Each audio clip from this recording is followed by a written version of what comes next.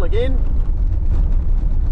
So we finally caught up, Daniel and Shane, 3 cars back together again, and we've caught up at Halls Creek, and we've stayed at a little well, on the side of a place called Caroline Pool, and it was actually quite nice, 15 k's out of Halls Creek, easterly direction, on the Duncan Road. And after looking at the maps this morning and working out a grand plan, as the CSR is no-go till next year, we've decided to continue on this Duncan Road, which heads basically in an eastern direction before travelling north, and then from there onwards into Kununurra to refuel, and on towards Wyndham and the Gibb River Road. That's our plans at present. So we'll see how we go. There looks to be quite a lot of little interesting places along this journey, and it's certainly keeping us off the blacktop, which is what we prefer. Yep, I think it was a good call on this road. I think we're going for a treat on this drive. Yeah, I think we could be coming up to all interesting little places. And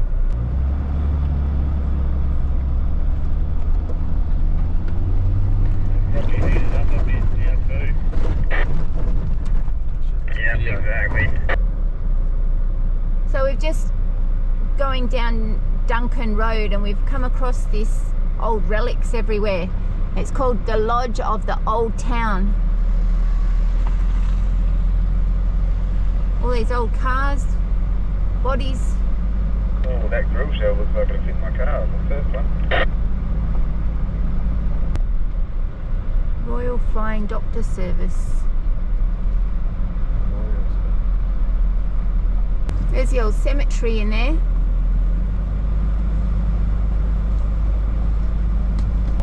Yeah, we saw a plaque that says this is Old Town of Duncan was the first place in Western Australia to find gold.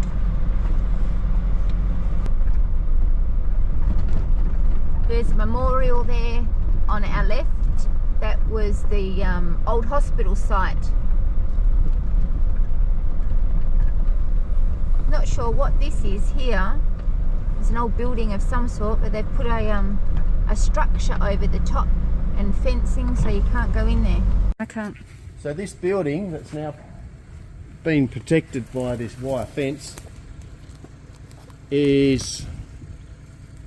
the building was designed in 1888 as public offices. First served as a post and telegraph office with a courthouse, quarters, detached kitchen and stables. It was built in 1889 using mud bricks, corrugated iron and locally sourced white gum timber.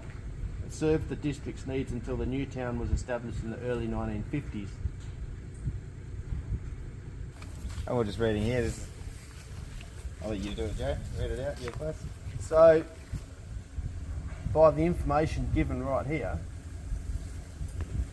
there was a situation where the postmaster, on just one of his other jobs, of many, used a silver pocket knife to operate on a stockman who would have died from internal injuries sustained in a fall had he not taken on the surgery as with his pocket knife. So because there was no Kimberley doctors available, so not only did he not really know what to do, he pulled out his pocket knife, was sent instructions from Perth by telegram, which meant the surgery happened but wasn't all that successful. And the stockman ended up dying as a result of injuries. So it says here that it was basically the catalyst for the formation of the Royal Flying Doctor Service was this point right here. Wow. Due to that circumstances of dodgy surgery. Yeah, which is why we think that big Royal Flying Doctor Service at the time was up the top. Up the top. The memorial is yeah. up the top for that reason. Wow. Yeah. That's amazing, isn't it? So who would have thought in this area we just stumbled across this? Yeah. Glad we came down Duncan Road. Glad we came down Duncan Road. Hence where the name Duncan Roads come from. Yeah. The formation of the town by the name of Duncan back in Early 1880s. Yeah. Ah, There you go. there you go.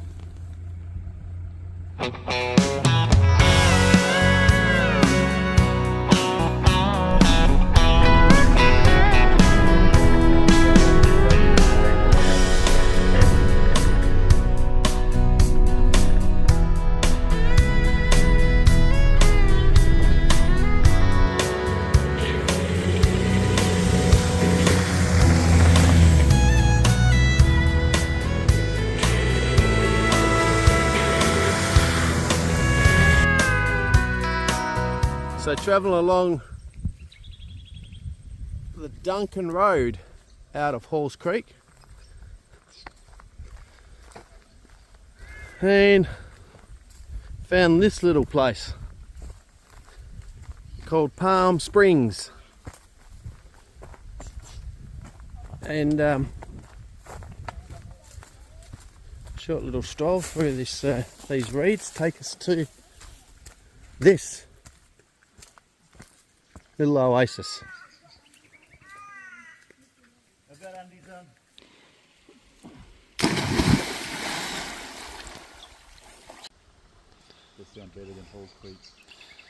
So we just had to, it was too good to pass up. Quite a warm day and nearing lunchtime. We just couldn't resist ourselves. It's like a little oasis in the desert. Even Julie's in the water. There you go, that's saying something, isn't it?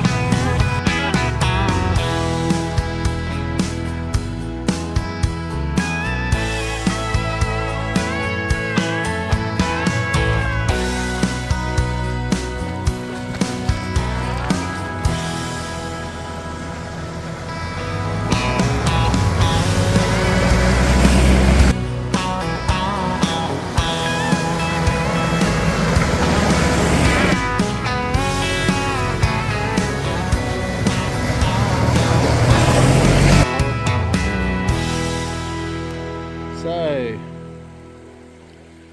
we've continued on down our Duncan Road Kimberley expansion and come across this area. What's that?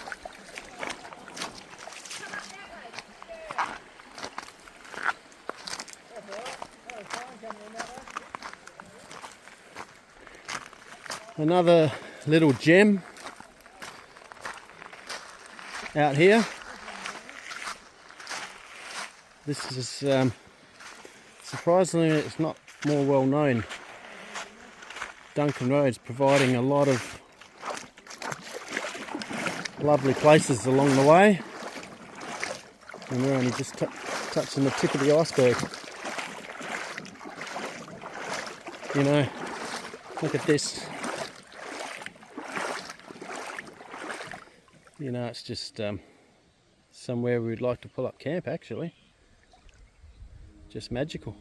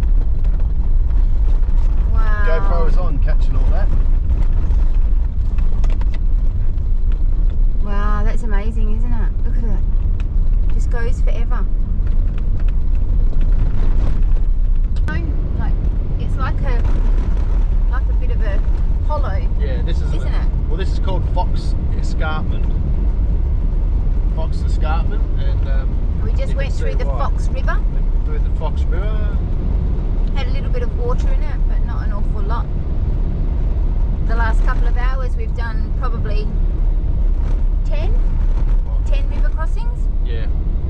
And nearly a decent amount of water in most of them. In front of Shane, that one just walked straight in front of him. Oh, so did that one.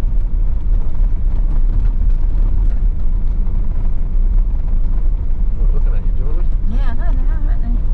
Hello there. Must be getting fairly close to the possible of a track on the left. Yeah, mate, I've slowed right up looking for it. This is what I call an outback highway.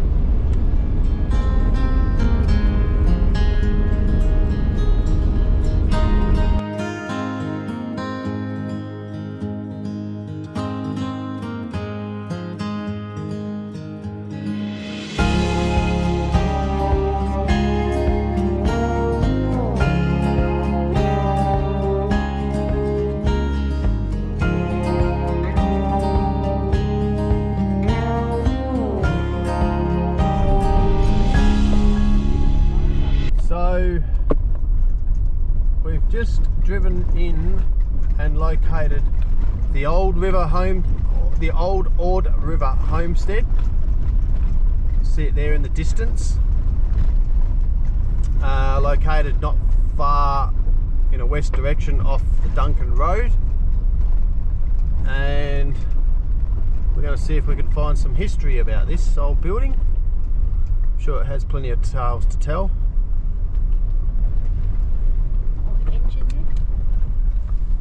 The old stone walls gives away its age. Let's go and have a look inside.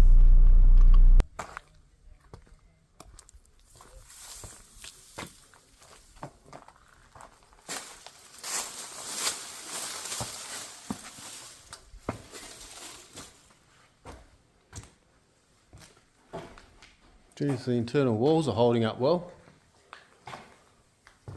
aren't they? They are. Very good.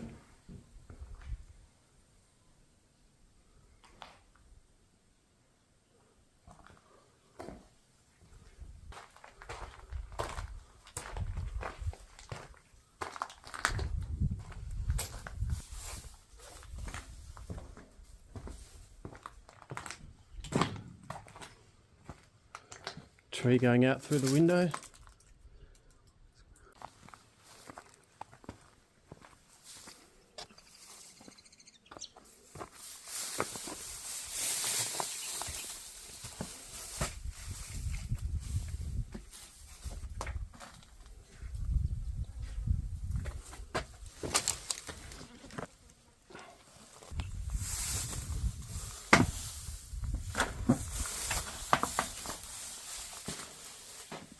Jeez, the old stove. Look at that. So, still cruising along the Duncan Road, and its terrain is just changing constantly. Goes from nothing more than a bit of a goat track at stages to lovely graded track. And almost 2 lanes in places.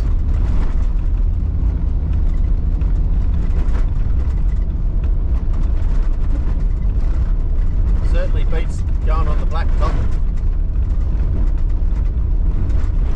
Dealing with caravans and grey nomads. Much more to look at. Much more pleasant. We've got the bungles over to our left.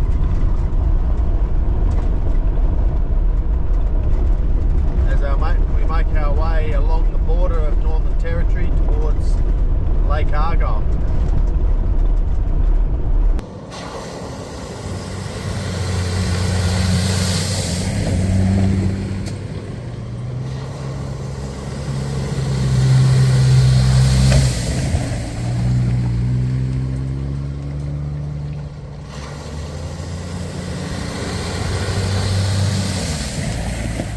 Was that dead? There's some shady looking spots here near the river.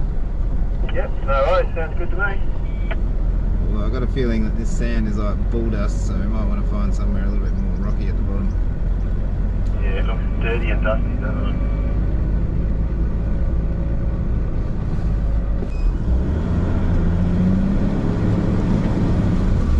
it? He's going down! That is a lot softer than I thought it would be. Looks like the 80s in the creek. Oh shit, creek without that. So we've kind of hit a bit of a oopsie. It looked okay. Hey? It did, yeah.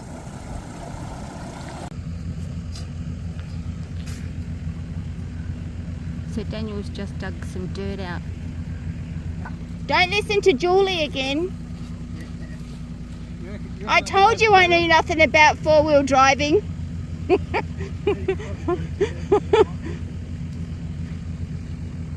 longer we're in there, the harder it's going to be, so we're going to have to do something. Slowly, slowly. Slowly, slowly.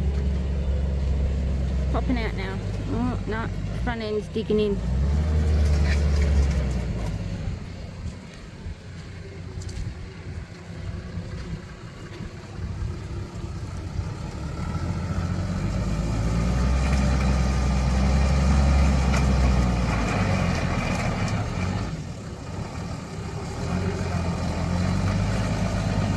Coming out.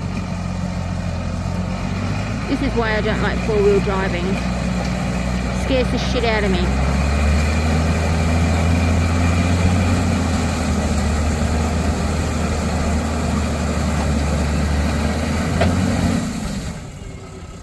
No. How long? Well, it's pulled the 100 series down.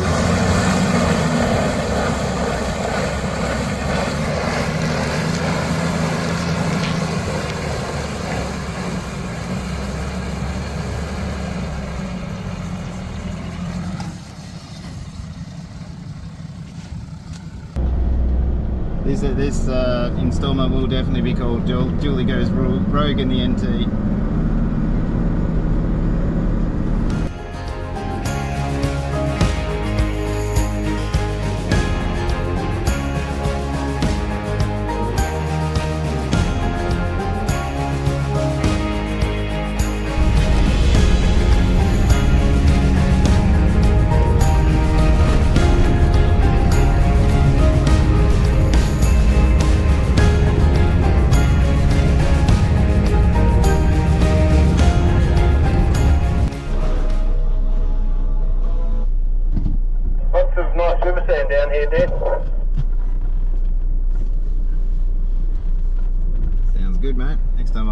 size down and give it a bit more bunty.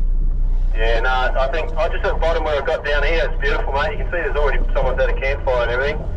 I just got to take a quick, there's some tracks coming from the other end. I'll just take a walk up, or roll up there, just see where there might be another entry, and then come back to you. No props.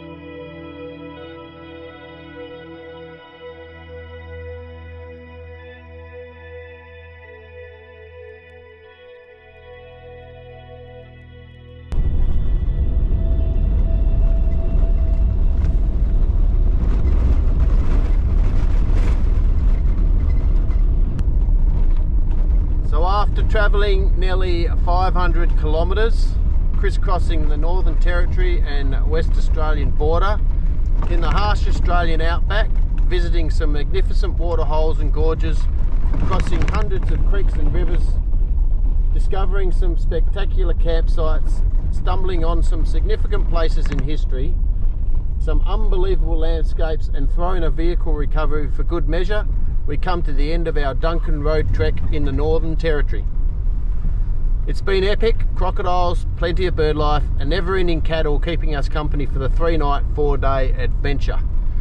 And there's still so much more to see, but that'll be next time.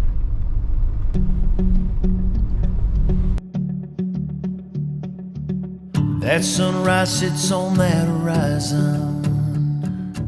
It's like nothing I've ever seen before. A beacon of light that leaves me empty and pulls me halfway out that door.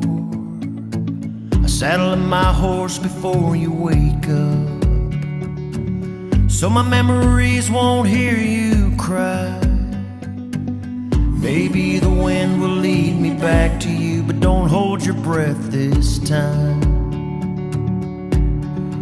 'Cause I'm just a cowboy, I was born to ride away. I'm just a cowboy, cowboys never stay.